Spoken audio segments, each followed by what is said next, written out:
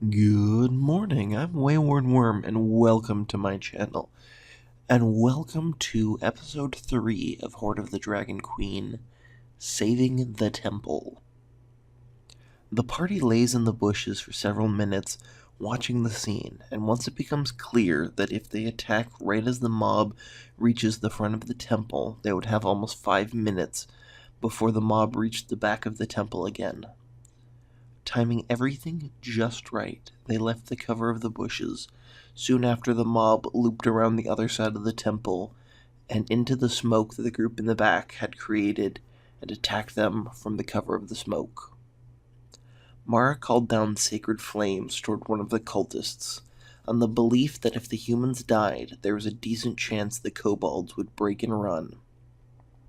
The flames came down on the cultist, who was completely unaware of the attack and was immolated before he could even react.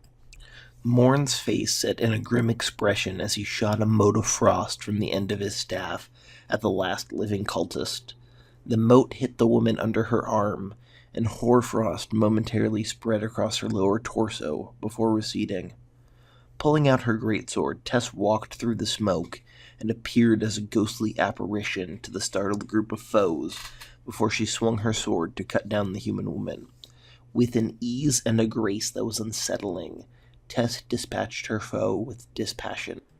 Uthal, on the other hand, rushed into battle with joy and revelry enough to rival the mob. With his longsword, he cut down the first kobold. Spinning around laughing, Uthal ends a second kobold with his short sword. Garrett followed Uthal with his short sword out and impressively cut down a kobold with several well-timed strikes.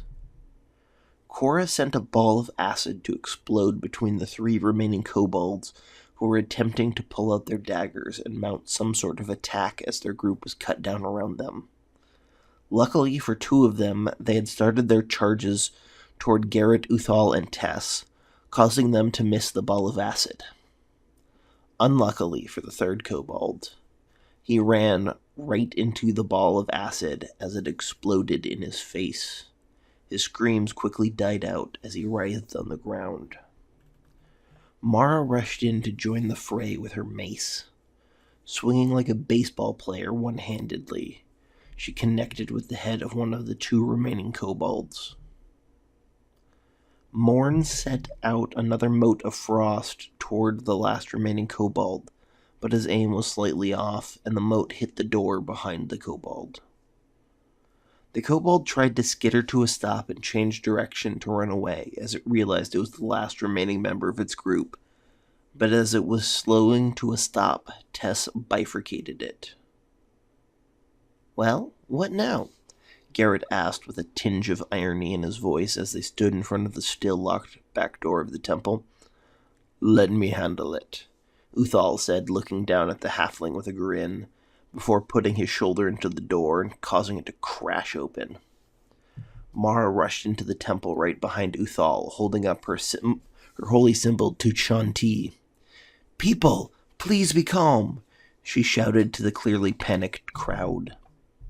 There was one person in the entire temple who was clearly both calm and glad to see them. A tall, thin, half-elven man who joined in the efforts to calm down the people as he saw Mara's holy symbol. Just as the people were starting to quiet down, a boom came from the front of the temple, and the door shook. The entire group looked at the door. Tess looked to Mara. "Start getting these people ready to leave. Uthal and I will fix the door the best we can." Looking to Uthal, she continued, "Be ready either for a fighting withdrawal that might or might not include fighting through the mob that's been circling here." Uthal's normally jovial look disappeared, and he looked to the door. "We better work fast." Mara, Cora, Garrett, and Morn all headed toward the half-elven man, not sure how long they would have to stay here, but knowing they didn't have long. Mara continued to take the lead as they reached the man. "I am Mara Shimov, a cleric of Chauntea. We are here to save you all." The man smiled, the exhaustion clear on his face. "I'm Aiden Falconmoon, and I run this temple. I'm glad someone came. Just to accentuate his words, the door shook again with another boom. We have all been coming to terms with our imminent destruction in our own ways. Mara looked at the small crowd. Well, let's get these people out of here. Time is not our friend tonight. Aiden nodded in agreement. Yes, let's. With that, the 5 people started herding the crowd to the back of the temple. As everyone was finally getting to the back, cracks in the door large enough to see through appeared. Tess abandoned the work on the door, walking calmly to the middle of the temple between the crowd and the door. She pulled out her great axe and got into a readied stance. She would be the shield that saved these people, if she had to be. The front doors were starting to sag heavily as Uthal and Garrett set up a small perimeter out the back of the temple as the people started streaming out in a mostly orderly fashion. Mara and Aiden led them toward the stream.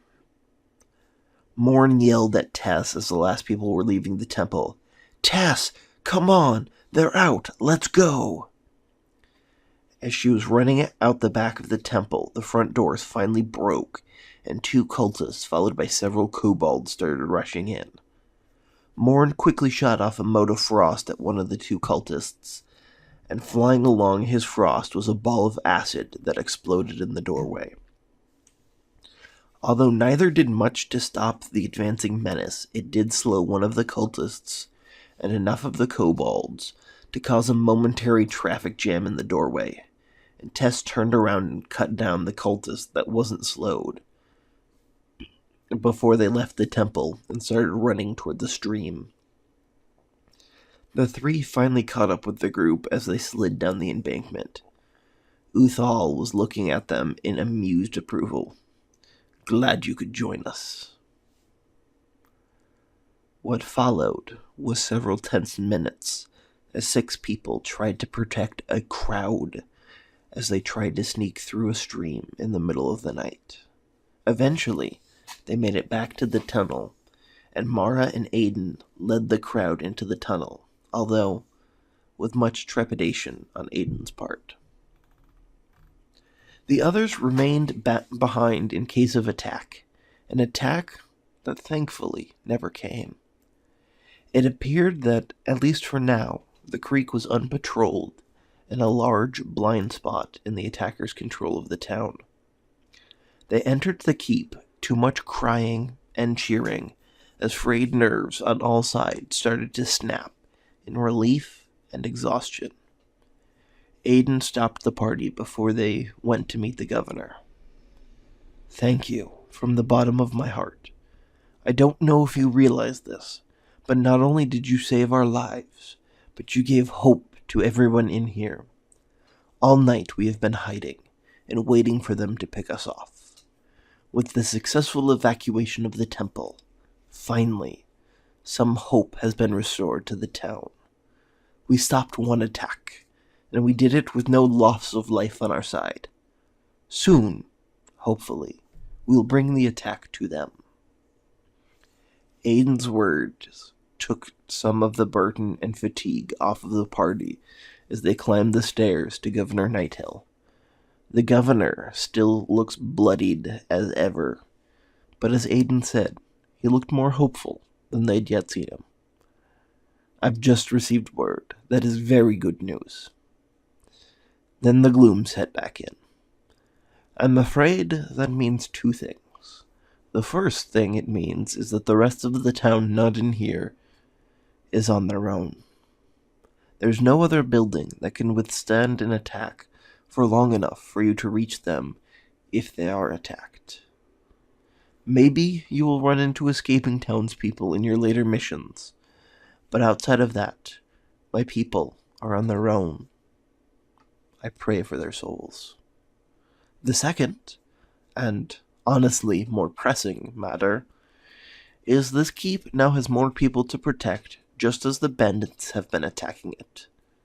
Just before you arrived, a small probe burst through the sally port and almost got loose in the keep. Luckily, Escobert discovered them just as they were breaking in, and we had enough forces on hand to push them back. But now, we don't have enough people to both man the walls and protect the sally port as it's being rebuilt. Mara piped up at this moment. I know the spell Mending.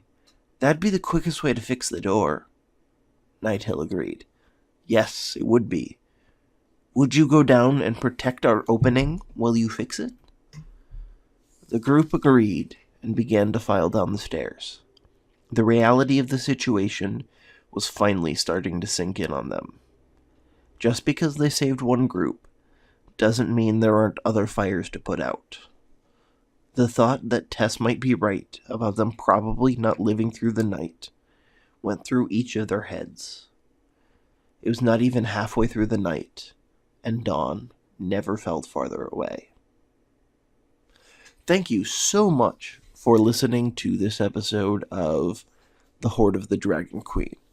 Remember to tune in 2 weeks for episode 4, Into the Sallyport.